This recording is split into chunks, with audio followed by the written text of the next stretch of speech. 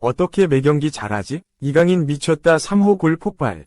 평점 8.9 역대급 미친 활약. 제로톱 실험 대성공. 이강인 주전 써야 될 이유는 PSG vs 스타드 렌. 제로톱으로 풀타임 활약한 이강인이 시즌 3호 골을 터뜨리며 기대에 부응했다. 파리 생제르맹은 리그 선두 자리를 유지했다. PSG는 28일 한국 시간 프랑스 파리에 위치한 파르크 데 프랭스에서 열린 스타드 렌과의 2024에서 25 시즌 리그 1 6라운드 홈 경기서 브래들리 바르콜라의 멀티골. 이강인의 추가골을 더해 3에서 1승리를 거뒀다. 개막 후 6경기 무패, 5승 1무를 기록한 PSG는 아직 한 경기 덜 치른 올랭피크 마르세유 AS 모나코에 3점 앞서 선두를 달렸다. 이날 제로톱으로 선발 출전한 이강인은 1에서 0으로 앞서던 후반 13분 다이빙 헤더로 추가골을 터뜨리며 시즌 3호 골에 성공했다. 이후 오른쪽 윙어로 포지션을 변경한 이강인은 풀타임을 소화, 팀 승리에 보탬이 됐다. PSG는 4-3의 3전형으로 나섰다. 마트베이 사포노프가 골문을 지켰고 아슈라프 하키미, 마르키뉴스, 윌리안 파초, 루카스 베랄도가 백사를 구성했다. 워렌 자이르 에메리, 주앙 네베스, 파비안 루이스가 중원에서 호흡을 맞췄고 우스만 덴벨레, 이강인, 브래들리 바르콜라가 최전방 3톱을 구성해 득점을 노렸다. 렌은 3-4-2의 1포메이션으로 맞섰다. 스티브 만당따가 골키퍼 장갑을 꼈고 알리두 세이두, 크리스토퍼 레오 웨스티고르가 103를 이뤘다.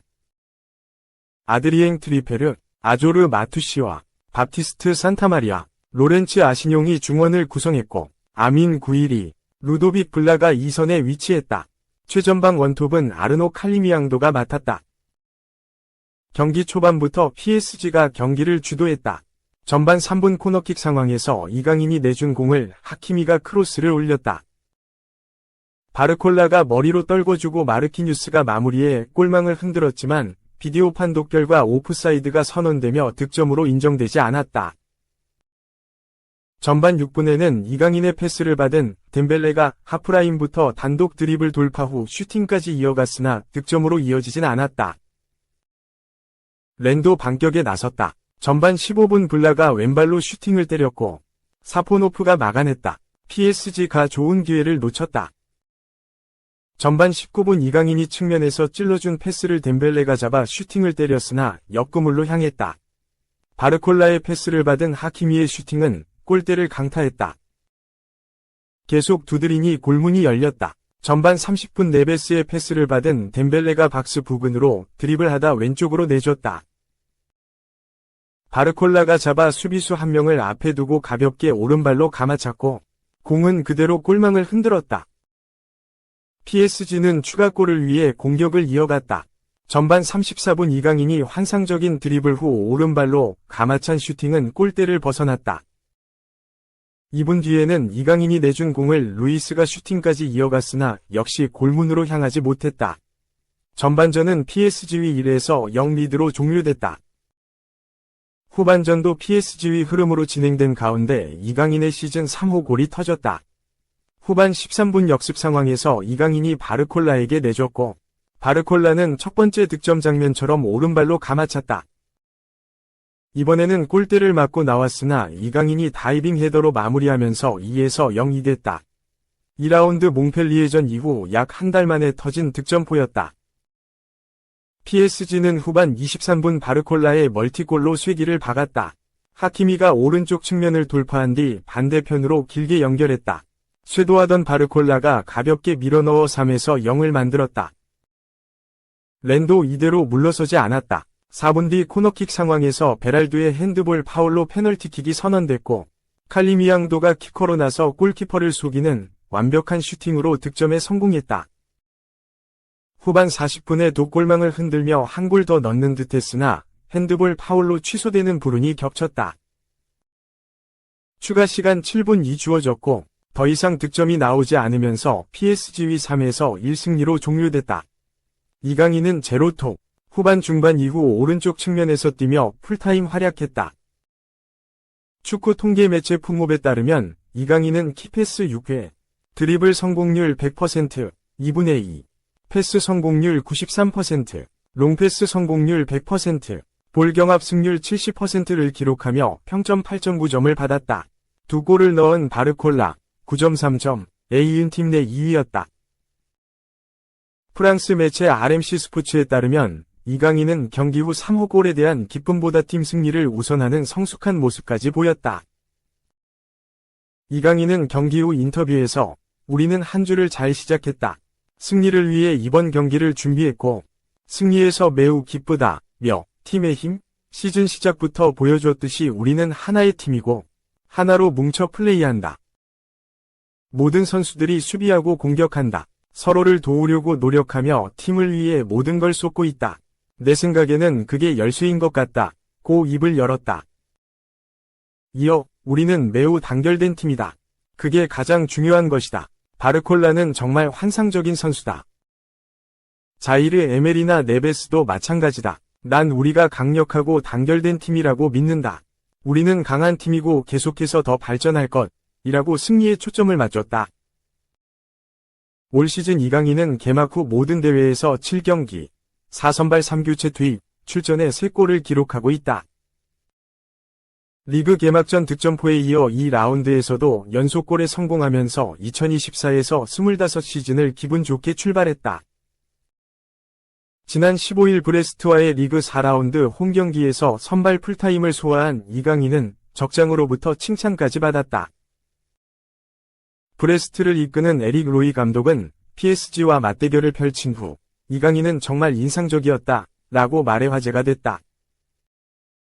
프랑스 매체도 이강인을 주목했다. 르10스포츠는 PSG, 루이스 엘리케의 새로운 놀라움, 지난 시즌 비티냐, 브래들리 바르콜라 같은 몇몇 PSG 선수들은 엘리케 감독 지휘 아래 완전히 폭발했다.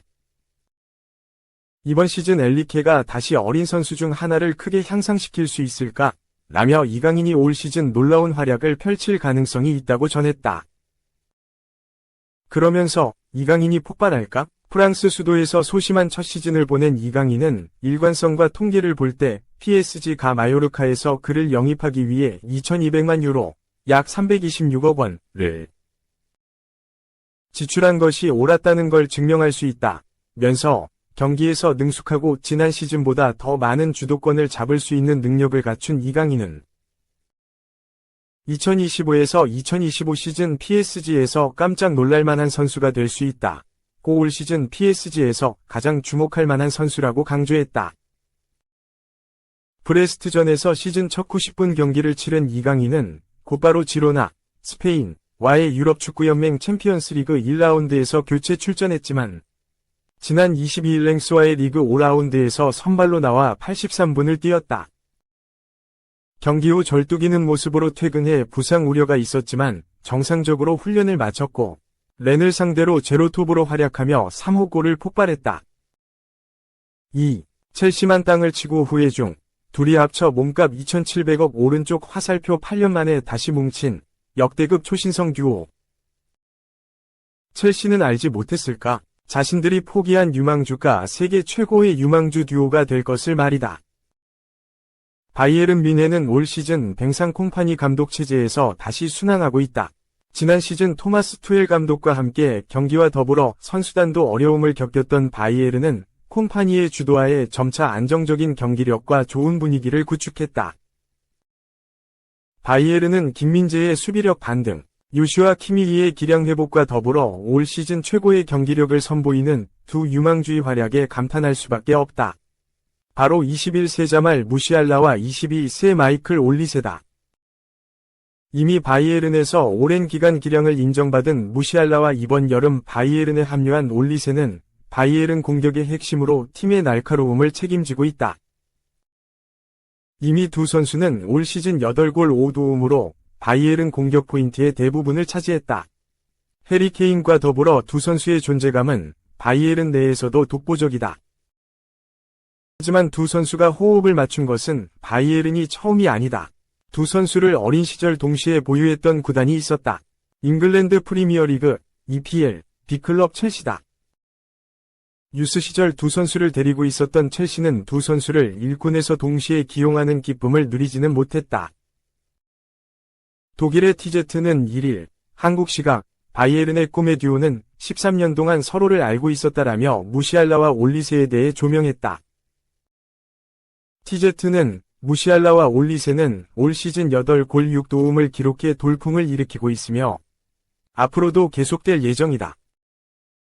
많은 사람들이 모르는 것은 두 선수가 수년 동안 알고 지냈다는 점이다. 두 선수는 어린 시절 첼시에서 함께 뛰었다. 이후 연락이 끊겼던 둘은 이제 바이에른에서 재회했다. 두 선수는 올리세가 맨시티로 이적하기 전인 2016년까지 첼시에서 뛰었고 8년 후 바이에른에서 재회했다라며 첼시 유스 시절 호흡을 맞췄다는 사실을 전했다. 두 선수는 현재 가치만 해도 무시알라가 1억 3천만 유로, 약 1,900억 원, 올리세가 5,500만 유로, 약 800억 원로 총합은 1억 8,500만 유로, 약 2,700억 원에 달한다. 두 선수의 활약과 성장세를 고려하면 가치 상승은 당연한 수순이다. 첼시로서는 세계 최고의 선수가 될 재능인 두 선수를 놓친 것에 대해 뼈아플 수밖에 없다. 첼시가 알아보지 못한 재능들이 바이에른에서 뭉쳤다. 바이에른의 꿈의 듀오로 자리 잡은 두 선수의 활약에 바이에른 팬들은 웃겠지만 첼시 팬들은 씁쓸할 수밖에 없을 전망이다.